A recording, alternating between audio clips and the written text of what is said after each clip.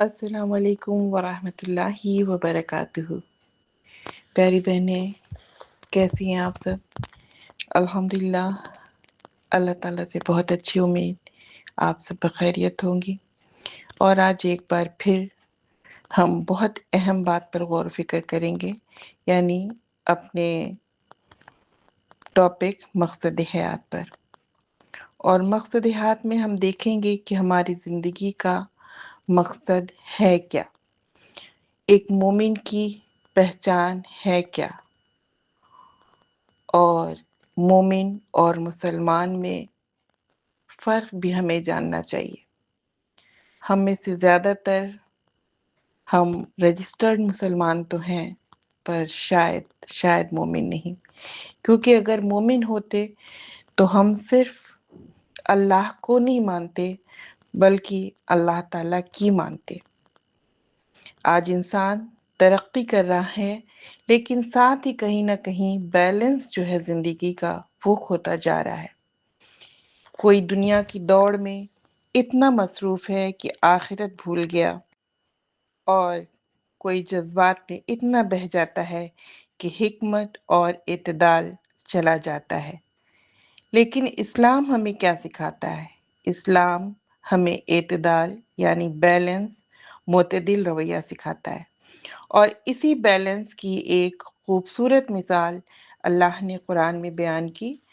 اللہ تعالیٰ فرماتے ہیں وَعِبَادُ الرَّحْمَنِ الَّذِينَ يَمْشُونَ عَلَى الْأَرْضِ هَوْنًا وَإِذَا خَاطَبَهُمُ الْجَاهِلُونَ قَالُوا سَلَامًا،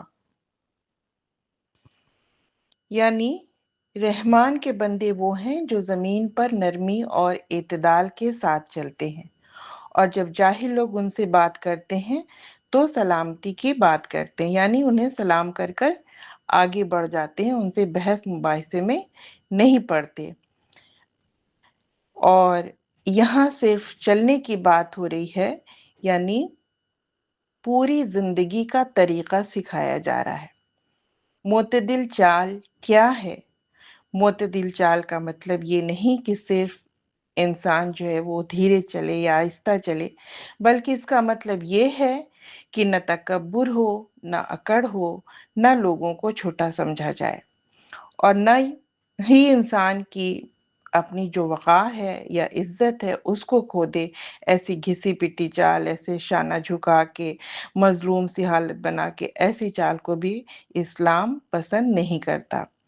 آپ کو پتہ ہے ہمارے نبی کریم صلی اللہ علیہ وسلم کی چال کتنی خوبصورت تھی؟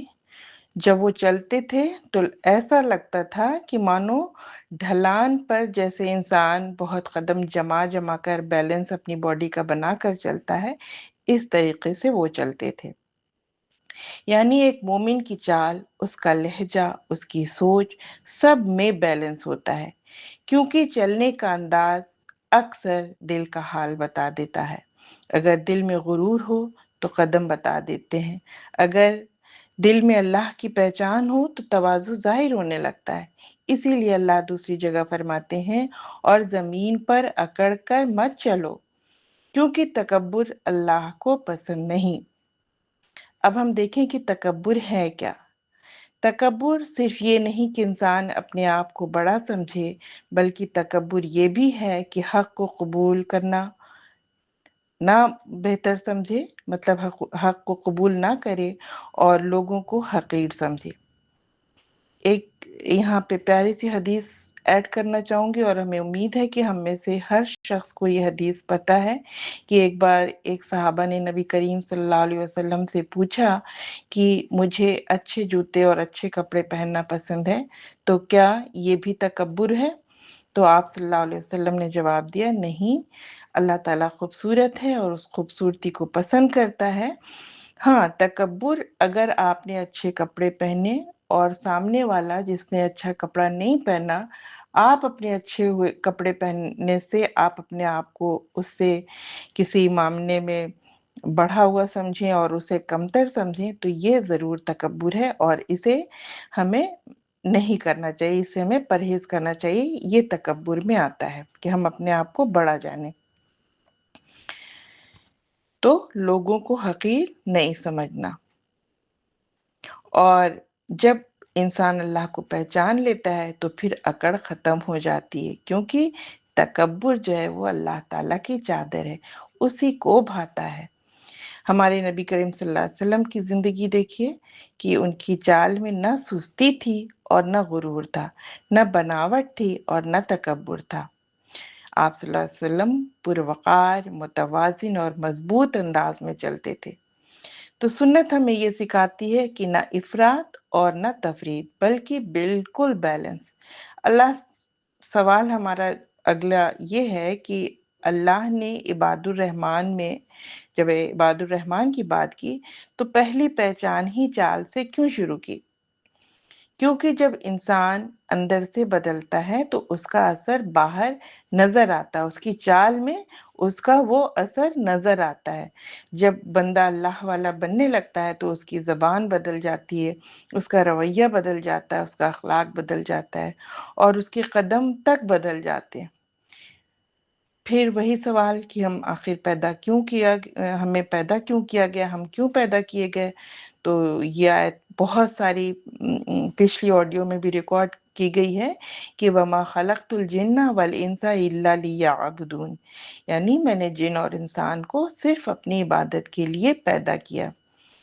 تو ہمارا مقصد صرف پڑھنا پڑھانا، کمانا، گھر بنانا یا دنیا جمع کرنا نہیں، ہماری زندگی کا اصل مقصد اللہ کو پہچاننا، اللہ کی بندگی کرنا اور ہر قدم اللہ کی رضا کے مطابق اٹھانا۔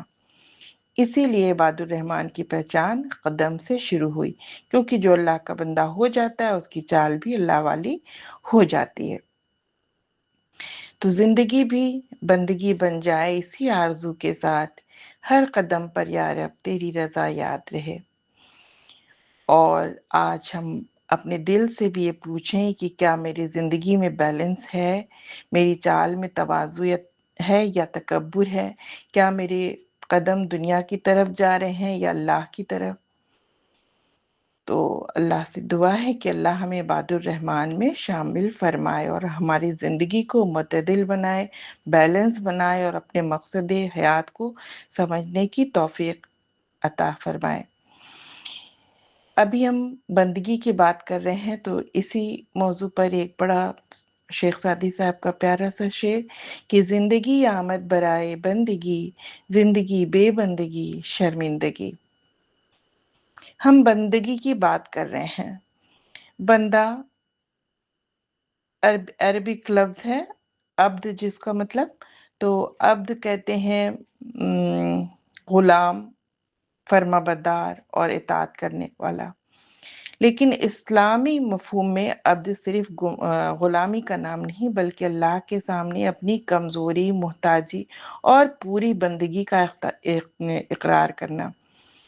جیسے مان لیجیے آپ کسی آدمی کے ہاتھ میں وہ پہنا دیں زنجیر کڑے والی پیر میں، اور وہ ہر وقت صرف اپنے باندھنے والے اپنے رب سے پوچھے کہ اب کیا حکم، اب کیا حکم، اب کیا حکم، اور اس طریقے سے اپنی زندگی گزارے۔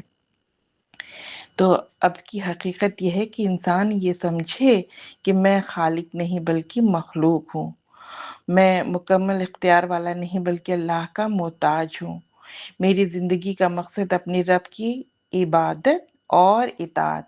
عبادت کا مطلب ہم اکثر صرف روزہ، نماز اور چند ریچولز سے لیتے ہیں، تو ایسا نہیں، بلکہ ہر لمحہ ہر لمحہ ہر لمحہ اللہ تعالیٰ نے جس طریقے سے زندگی گزارنے کو کہا، جب چلنے کو کہا چلو، جب رکنے کو کہا رک جاؤ، جو کھانے کو کہا کھاؤ، جس چیز سے روکنے کو کہا اس چیز سے رک جاؤ، یہ ہے بندگی، یہ ہے عبادت۔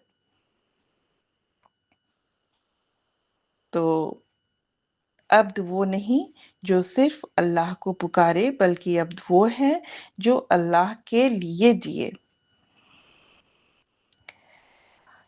میں سمجھتی ہوں کہ عبد کے معنی کسی حد تک آپ کے سمجھ میں آئے ہوں گے۔ انشاءاللہ تعالی اگلی آڈیو میں، آج کے لیے بس اتنا ہی۔ السلام علیکم ورحمۃ اللہ وبرکاتہ۔ وآخر دعوانا ان الحمد للہ رب